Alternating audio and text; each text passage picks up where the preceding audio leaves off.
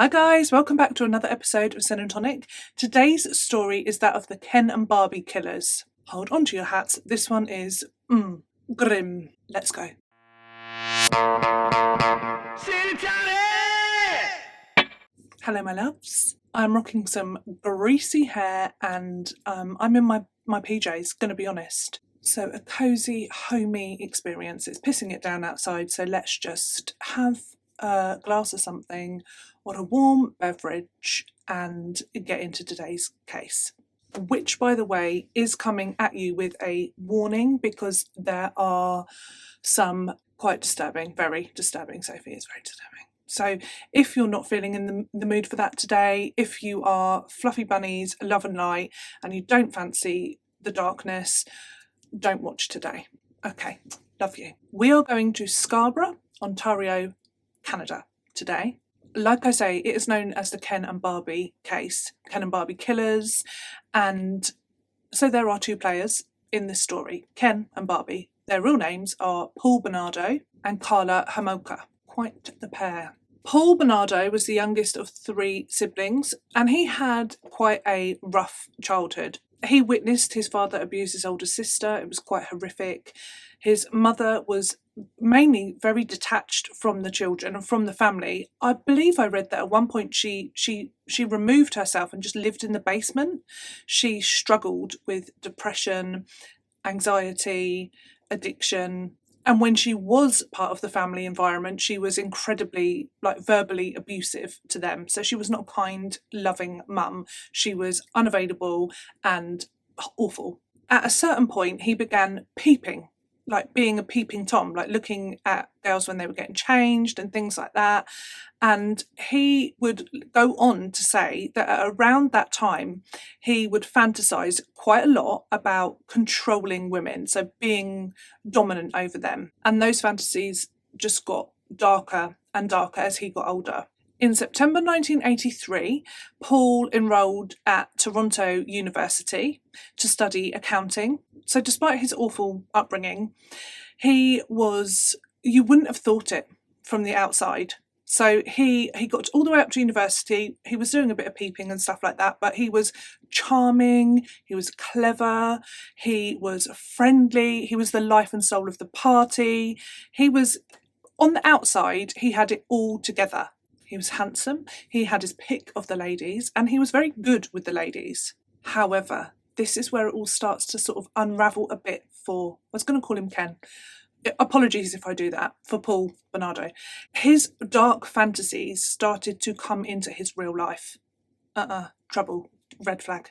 He had no problems with getting girlfriends, but after a while, his controlling nature, because that was one of his fantasies, to control women, so his controlling, impulse to control and dominate his girlfriends would start to come out, especially in the bedroom. It scared every single girlfriend that he had off. They were just like, no, thank you.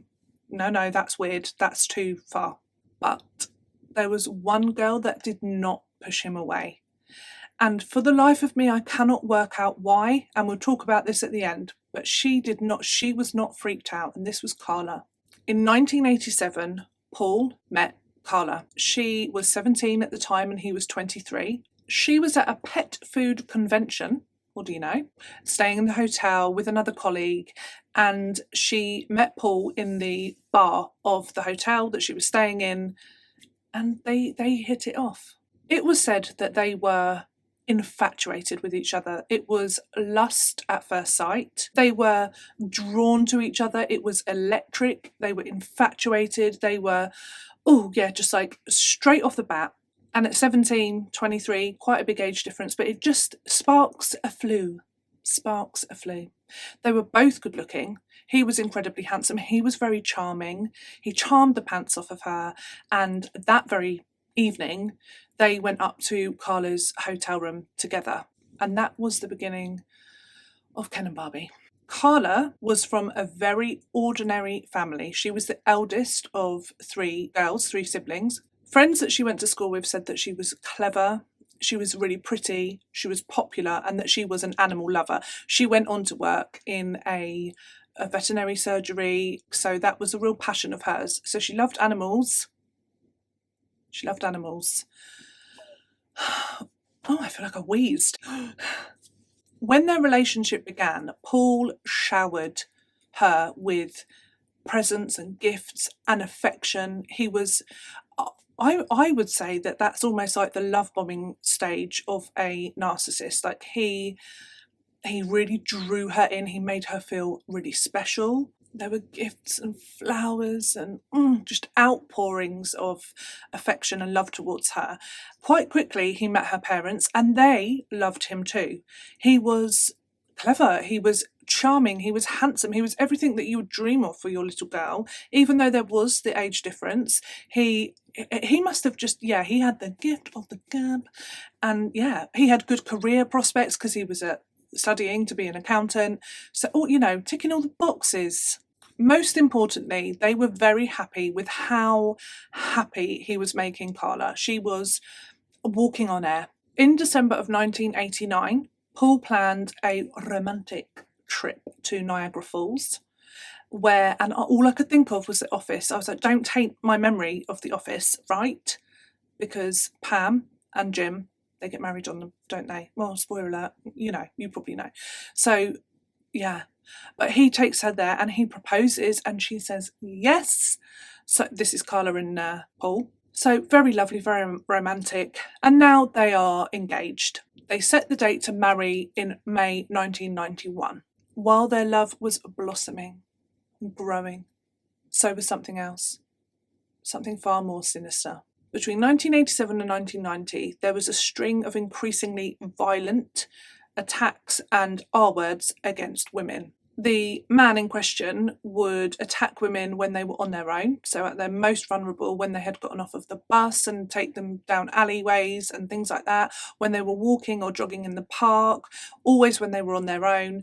And the attacks started with the women just being groped. And I mean, it's still awful and scary, as you can imagine, but they then increased. So it really was like it was increasingly violent and awful. Groping led on to R-word and then on to sodomy. By 1988, there had been so many attacks that the police were sort of linking them together, because all these women were always attacked from behind, and they never really saw their attacker, and they were always on their own. And it was like it was this like massive increase in the amount of these things that were happening. So they were putting two together, and they thought that this was the same person. They told women not to go out walking on their own, to stick together, keep themselves safe. And so the Scarborough rapist was born. This is what he was then known as in the press. They did have his DNA, and eventually they brought in an FBI profiler. Oh, just got to share my love for Criminal Minds, how much I love it. I'm obsessed with it at the moment. It is my comfort show. What does that say about me? That is my comfort show, but I freaking absolutely love it. I just love it. And I think I've said about him before. Spencer Reid, yes, please. So I just imagine they're all like that, but Gideon, love Gideon. So they bring in a profiler. They said that he was a psychopathic, sexually sadistic man in his early 20s who lived in the area. I mean, I would be terrified if I knew that person was on the prowl. And also, I didn't read whether he suggested, or the profiler suggested, that this person would go on to kill. But I would say, wouldn't you say that it's highly likely? I don't know. But that's what I would think, that this, because he'd escalated already from groping to, so, dangerous person. They went on to say that this man would be high functioning in society, that they would blend in, and that they would have previous violent tendencies towards women. On the 29th of May in 1990, the police actually had a description of the attacker, and they had somebody sit down with a sketch artist and they, made this sketch, and it was released everywhere. It was all over the news. It was front page news. you name it. So this face was all over the place. Oh, rhymes. And what do you know? It looked eerily like matey boy Paul Bernardo. And it does when you see the picture. I'll share the picture. Now, a friend of Paul's called the hotline and said, this picture really looks like somebody I know. They basically dobbed him in. They were like, it looks like Paul Bernardo. By the November, so June, July, August, September, October, November, 6 months, over that time, a few more people had called in to say, do you know, that looks like Paul Bernardo. I mean, what does that tell us about Paul Bernardo? Because a lot of the time people cannot believe that somebody would be capable, but the fact that these people are like, that looks like Paul Bernardo, there must have been something about him that people were like, oh, I can. You wouldn't ring in otherwise, would you? You wouldn't. If you just thought this person, if there was no red flag, you would be like, I'm not going to, you wouldn't even think it to ring, would you? If there was, I don't know, but I think there was obviously something about him that people were like, oh, I can see it, yeah. Oh, ring in.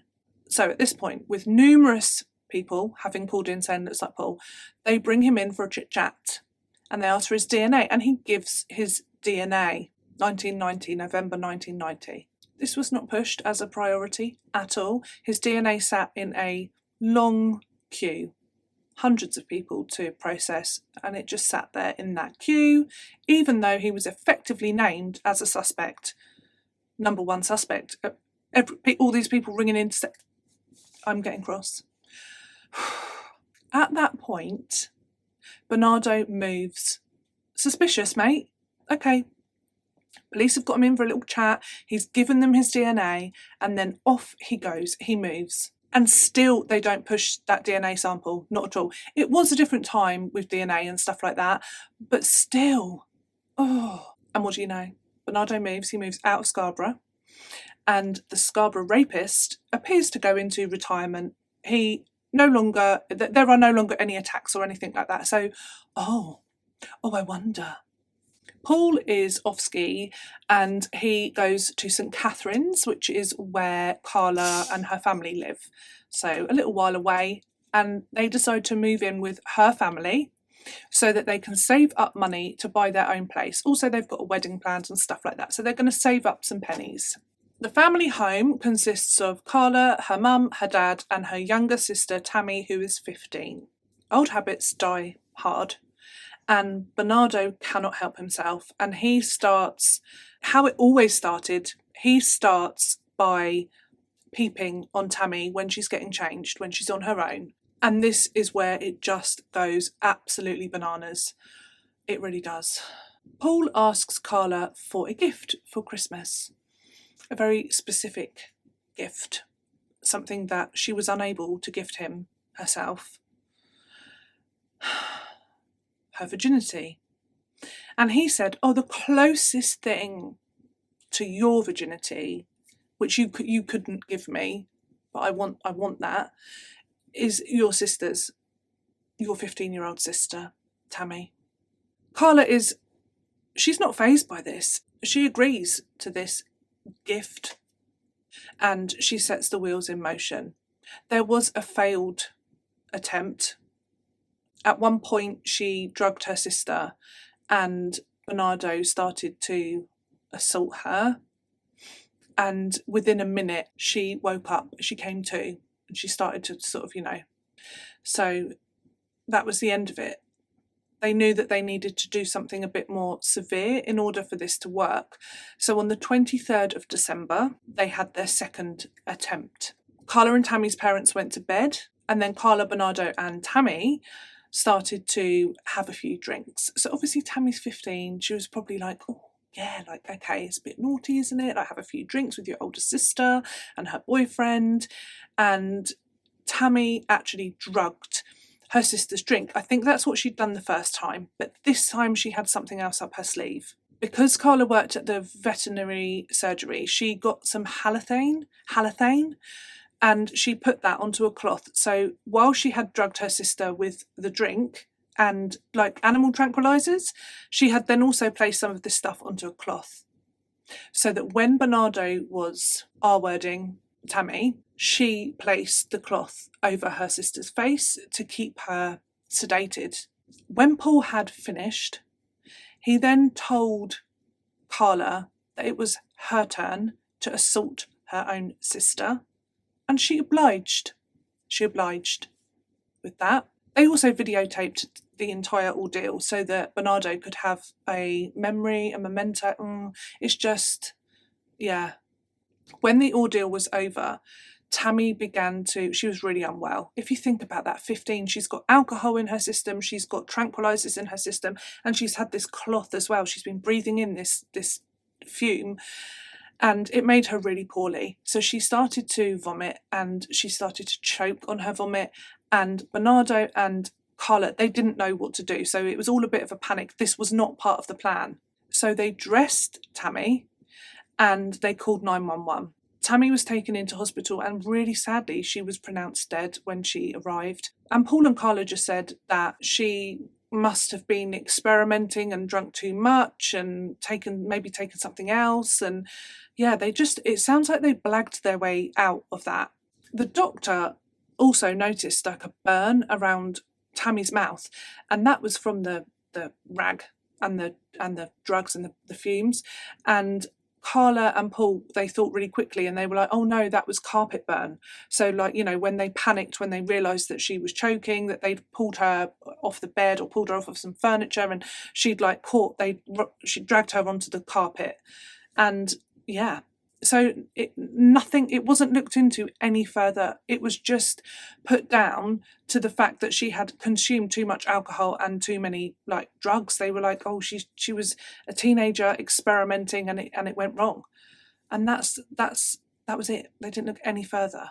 1 month later, Karla and Paul move into their own home together nearby. This is where things start to spiral in terms of their relationship. Paul has always been somewhat controlling and unkind to Karla.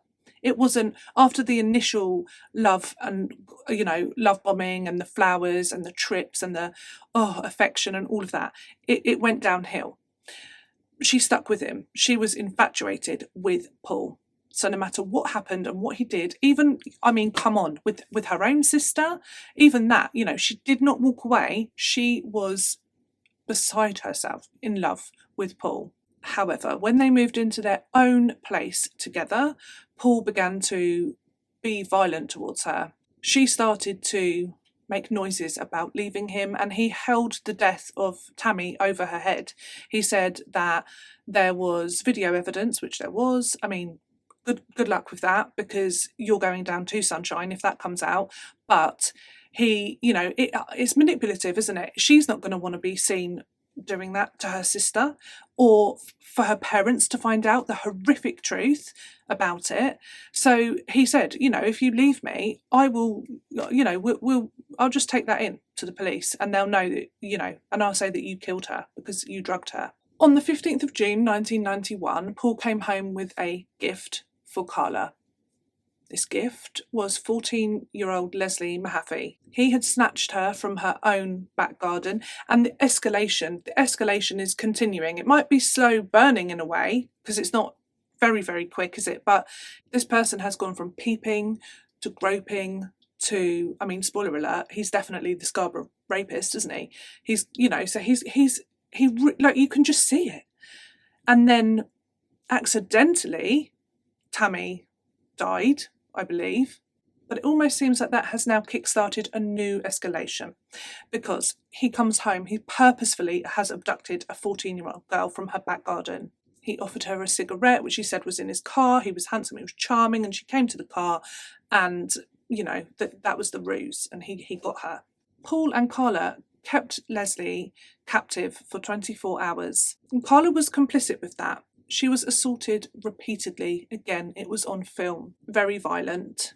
Again, it included Karla. This time, however, it ended with purposeful murder. Karla claimed that Paul had purposefully strangled Leslie with an electrical cord. He'd done this twice. The first time hadn't been successful. He did it a second time.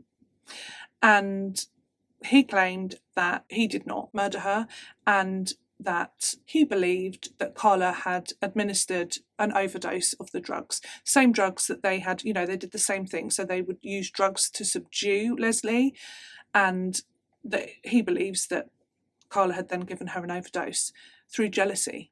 On the 16th of June, they moved her body from upstairs into the basement of their home, and they then hosted a Father's Day dinner for Karla's dad.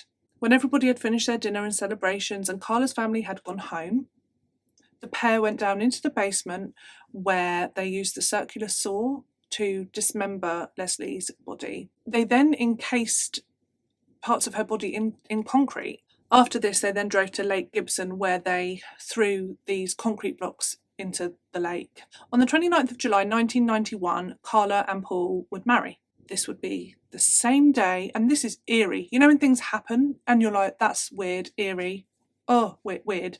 Same day that a fisherman discovered the blocks of concrete with Leslie's body in. So it was all over the news. So on their wedding day, they found Leslie's remains. This obviously sparked an investigation into Leslie's murder, and the same FBI agent that they had called in for the Scarborough rapist, he came in to assist on this case. They weren't caught for this at the time. In the coming year, Karla, she took on this role, and I don't know what sort of wizardry this, Paul Bernando had over her, because she all she wanted to do was please him. That's all she wanted to do. It was like her mission. It's like he was the son, he was the king, he was everything, no matter what happened. I mean, he was beating her. It was awful. He was horrible to her, he was unkind to her, but he must just give her... It was like he was a drug. That's what it feels like, because why would anybody... why? I still don't really get it. She came from a very normal, loving home, and then she met this guy, and it's like he went straight in there, and I don't know. Because not only, her sister, I mean, come on, and then Leslie, come on, and then in the coming year, Karla would supply Bernardo with young girls. Some of them were her sister Tammy's friends. So she would lure them to their house, to their property, drugs, alcohol, probably things like that. And yeah, same situation, drug them, and they would wake up the next day and they wouldn't know what had happened or what had gone on. I mean, they must have had an idea. You must have an idea, surely. You don't just wake up. You would have an idea of what's gone on. But perhaps, I mean, they didn't, I don't know, because were they scared to say anything because would they get in trouble with their parents? They went there to drink and take drugs. I don't know. But it went on for a year. She was just supplying him with young girls. These girls survived. It was the same MO. So they would drug the girls, assault the girls, they would videotape it, and then the girls would wake up the next day and off they go. This leads me to believe that Paul's version of events with Leslie's death are correct, and that he did not murder her, because if you think of him and his escalation, if he had then moved on to murder, I don't think for a whole year he would not, especially when he's being supplied with girls, I don't think he would have been able to not do it again for a whole year. I might be wrong, but I just feel yeah. However, I could be wrong, because less than a year later, just shy of, in April of 1992, Karla and Paul go out on a drive with the sole purpose of finding themselves a sex slave. So very similar to what they had done to Leslie. So I could be incorrect. Perhaps for that whole year, he was okay. He was just living off the memory of what had happened with Leslie. Perhaps. The couple found 15-year-old Kristen French. They saw her walking alone.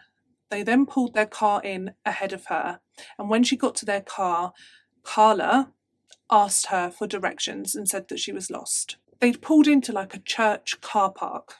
Awful. Karla had a map with her, so it looked legitimate. And when Kristen was leaning in to sort of like, help Karla, Paul got out of the car, came around and pushed her into the vehicle. The fear, man. The fear. There were witnesses. So when she was reported missing, which was quite quick, she's a 15-year-old schoolgirl, they came forward to say that they had seen her, Kristen, talking to two people in the church car park, and that they were driving a beige Camaro. This car was then put all over the news, like, have you seen people in this car, blah, blah, blah, like, we'd like to speak to them, they're suspects in a case, or like witnesses or whatever. And guess what? They were wrong, because the witnesses had just got the car wrong. To be fair, I would be useless at that. I might get it wrong. And they'd gone on the word of these witnesses saying it was a beige Camaro. It was actually a gold Nissan. So everyone, like, how awful is that? If you owned a beige Camaro, you'd be like, oh, crikey. No, gold Nissan. Much the same as with Leslie. Kristen was kept for a few days, so a bit longer, and she was assaulted, she was tortured. They were vile, absolutely vile. Again, I'm not going to go into the details of that. You can find it online, and it is grim. You can read passages that were found, like transcribed from the videotapes. And it's just disgusting and vile. So 3 days, and then she was murdered. I think she was strangled, but I couldn't find that. Her body was found on the 30th of April 1992 in a ditch about 30 miles away in Burlington. Something that I did read in the transcript was that she was a smart girl, and that it seemed as if she knew that she had to be compliant, otherwise, like, if she had any chance of survival. And sadly, that just never would have been the case, because she had seen their faces, so they knew what they were doing. They knew what they were doing from the beginning. In the January of 1993, things started to fall apart for Paul. He was increasingly more violent towards Karla, to the point where she ended up in hospital incredibly hurt, with just like awful facial injuries. I think some family of hers like go and take her away from Paul. She gets treatment, and then she goes back home, and then I think her aunt and uncle, something like that, they come and take her away. They take her from him, and they're like, no, this is enough, he's going to kill you. So they sort of rescue her from him, and she's like, yeah, okay, enough is enough, I'm going to leave, this is it, I'm going to leave him now. At the same time that this is going on, the DNA, right? How long has that been sat on a shelf? His DNA is finally tested, and it proves that he is the Scarborough rapist. What the deuce? All that time. In that time, he's moved to St Catherine's. He has assaulted horrifically so many young women that Karla has been providing him with, and 3 innocent girls have been murdered. 3 innocent lives have been taken in that time that they were testing DNA. They didn't arrest Paul straight away. They went to Karla first. They thought they wanted as much evidence as they could get. They wanted to nail him. They really wanted to get him. Karla wouldn't share anything with the police. When they pulled her in, she didn't divulge any information. She ended up confessing everything to her aunt and her uncle. Can you imagine? Can you imagine the aunt and the uncle, and then her parents, her parents finding out? I can't imagine that. But one of your children basically assaulted and killed the other one, and I just can't imagine that. Can you see? Mind blown. On the 17th of February 1993, Paul was arrested. Karla's family had said, you need to go to the police, you need to get a lawyer, and you need to help them as much as you can.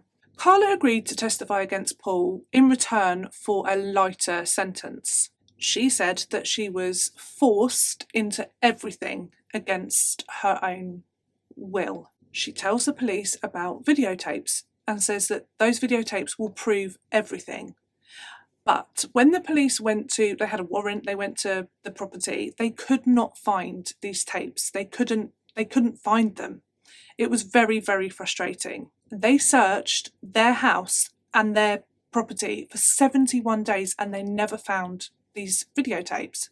So the case was very reliant on Karla's testimony. On the 28th of June in 1993, this was Karla's date for her trial. This was for her part in all of the 3 murders. And there was uproar. There was absolute uproar because it was decided that her whole trial would be completely private, that it was not made public. And her, her sentence wasn't public even. So like there was this whole sort of like, it felt, when I read it, it felt like she was protected very much. So she had played this victim role very, very well. And, she was going to put this monster behind bars. And it was seen by many that she was just another one of his victims, this, taken along for the ride. And therefore that she was getting this treatment and that she was like, everything was going to be private and that she was getting like, some people were really against that. They were like, no way, like this is awful. She was convicted of manslaughter and she got given 12 years. Off she goes to prison. In the August of that year, she filed for divorce. On the 18th of May 1995, it was then time for Paul's trial. He was being charged with kidnap, murder, assault, you name it, loads of stuff. In the interim, so in the time between Karla's trial and his trial, so 1993, 1995, in 1994, the tapes surfaced. Turns out that his lawyer, Paul's lawyer, he had gone to the house, he had gotten the tapes out of the ceiling somewhere in their house, and he had held on to those tapes, and then he watched those tapes, and he says he was traumatized for life, but he felt no reason to provide those tapes. What? He had his own trial for that, for like disrupting the course of justice, you know what I mean? So what? So those tapes, the tapes just showed awfulness, but they never showed any of the murders. What they did show is that Karla was not a victim in this. They showed Karla to be a very, very willing accomplice. She was smiling. It seemed very much like actually she was almost the mastermind. Like she was the one that was like getting these girls. She was providing these girls. She was in on that and very complicit in it, and she was very much enjoying what she was doing on those tapes. Very much. It wasn't this what she had portrayed herself as. She would never ever in a million years have got that plea deal if they'd have had those tapes. Everyone said that she, like, if they'd have seen the tapes, she wouldn't have been getting 12 years. She was not a victim. She was a victim of other things, but in those videos, she was not rocking in a corner, crying. She wasn't trying to beg him to stop. It's not like she was coerced into getting these girls and then awfully troubled by it and just having the worst time of her life. She was having fun. There is no other way to put it. When you read the transcripts and what she says and the descriptions of how she is and what she does to the girls, like no victim there, no victim. She is enjoying it. 100% she was an accomplice and not a victim. It is awful to think, because the lawyer himself said he was traumatized by the videos and that it was, it keeps him up at night, every night. He sees it all the time. And the jury had to watch the videos, and they didn't show the videos to the public, but they were allowed to hear the audio. It would have been too traumatizing for the families, they said, to allow the public, in the court to watch it, which I totally understand, but the audio, and, at times there's cries and crying for help and things like that. And like I say, online you can find transcripts of the video and what they're saying on the video and what happens on the video, if you so wish. Like, I only read a couple of things, wish I hadn't, so just go careful if you do look. On the 1st of September 1995, the jury found Paul guilty. He was given a life sentence in prison, and also you can check this out on YouTube. It is fascinating to see him talking and the way he does. he's more concerned with like his reputation and things like that than like what he's. It's just, yeah. He confessed to 14 more assaults that happened in 1986. So a whole year of assaults that, you know, before he was on the radar. So he confessed to 14 more in Scarborough. And you can really see like he is cold, but he is cunning. Like he really has got the gift of the gab.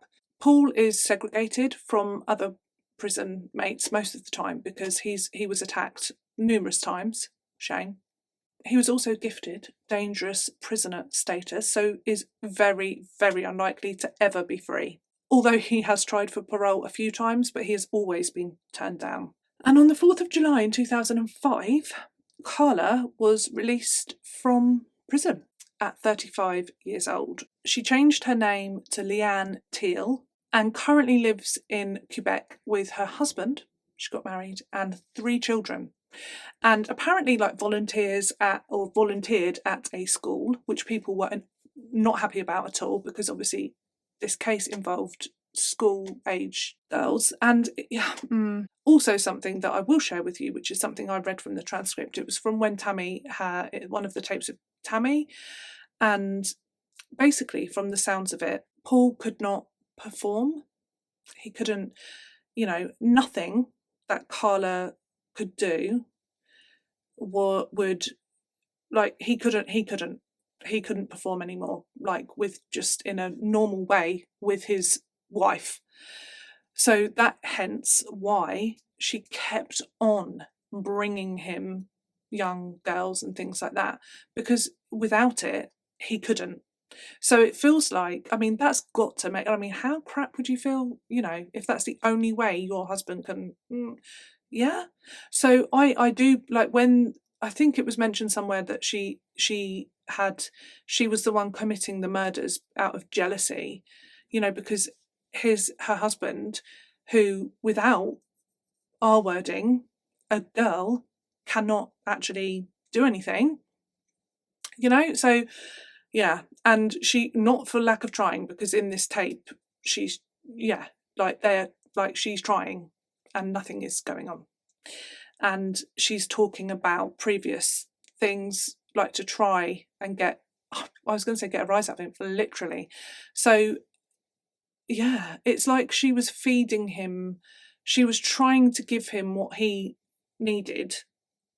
It's just, there has got to be something. She is, in my opinion, I mean, she's out and about living her life. She's had 3 children, she's married, and she was sort of like, oh, I was 17. Mate, I was 17 once.